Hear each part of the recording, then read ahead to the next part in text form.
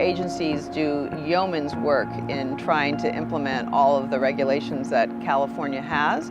And so if we can simplify the process for projects that are environmentally beneficial, voluntary restoration projects, they can spend more of the time they need on other types of permitting efforts. The Department of Fish and Wildlife here in California has truly been a partner in helping us move this forward. I think they understand that we can have a regulatory environment that protects our environment and allows projects to move forward. California is this incredible state. We're one of the hot spots for biodiversity in the world, but that also means because of our growing population and all the activity here that we have 350 species, different species that are threatened or endangered, and they all depend on habitat. And that's why restoration is needed, and because they're threatened, that restoration is really needed now, not years from now.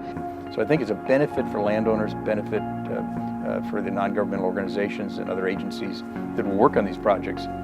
And at the end of the day, a landowner will be able to say that they have done their part to assure that the habitat that they control on their land is not only being maintained for their benefit, but for the benefit of all of California.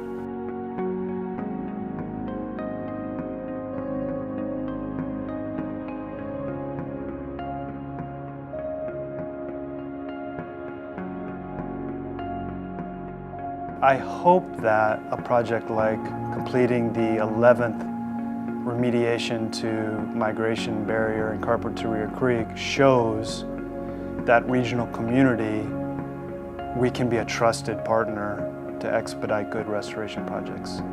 And it's been my experience with landowners that perhaps the most important variable is trust. We set a whole series of criteria in the legislation to guarantee that we still maintain strong environmental protection. This is not about changing the regulations to undo environmental law and environmental protection.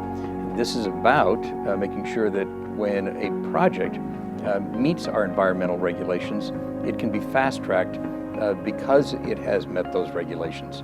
Efforts that have been started many years ago by the Carpinteria Creek Watershed Coalition to help bring the community together and realize the vision of removing the barriers and restoring the health of the Carpinteria Creek are finally getting to the point where we can say the barriers are gone and the fish can make it home. The project at Upper Carpinteria Creek removed a bridge that was undersized, as well as about 100 feet of concrete from the stream channel that were preventing steelhead trout from migrating up the creek.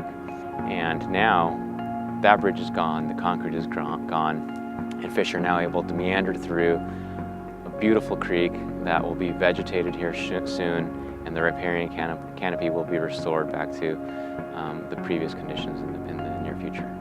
The Habitat Restoration Enhancement Act allowed our project to receive a permit from the California Department of Fish and Wildlife in a more effective, efficient time frame. Personally, the recovery of steelhead trout, specifically here in my backyard, is something that has been great for me. I have an 8-year-old son, and one of the things that I've tried to teach him over the years is you always put things back where you find them, or as close to his back as what you could find them in nature. And for my line of work, that's what I'm doing. We're trying to put things back to as close as we can, back to natural conditions.